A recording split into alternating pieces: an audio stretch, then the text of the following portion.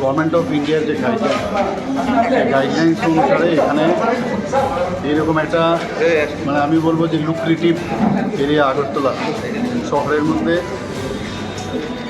এটা একটা urban CSC হচ্ছে এখানে 50 বেড। এখানে বিভিন্ন ওপিডি বিভিন্ন ডিপার্টমেন্টের থাকবে, প্লাস মাইনরিটিও থাকবে।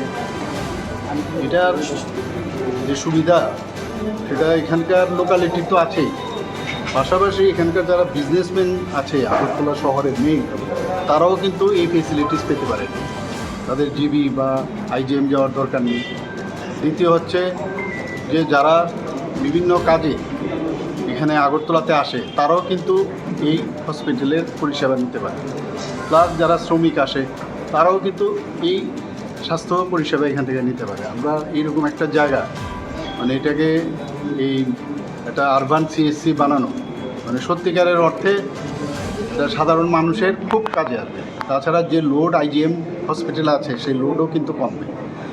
একটা মাইনরিটিও রাখা হয়েছে, লিফটের ব্যবস্থা আছে, র্যাম্পের ব্যবস্থা আছে। তো 6 মাসের মধ্যে এটা টোটাল কমপ্লিট হয়ে যাবে এবং এটা আগরতলা মিউনিসিপ্যাল কর্পোরেশন ওনারা এটাকে দেখে রাখবে। এটা আমাদের একটা পরিকল্পনা ছিল, মানে কী কারণে পরিকল্পনাটা ছিল, আমি বোম্বেতে Nair medical college, Nair dental college এরকম অনেক হসপিটাল আছে যেগুলো it is run by the মানে মিউনিসিপ্যাল কর্পোরেশন। তো সেই চিন্তাধারা আমি মাননীয় মেয়র সাহেবকে বলেছিলাম যে এইরকম আমরা যদি আগরতলার এরকম করতে পারি তো আলটিমেটলি আমাদের যে কিরণজি আমাদের যে সেক্রেটারি মহোদয় ওনাকে বলা হলো।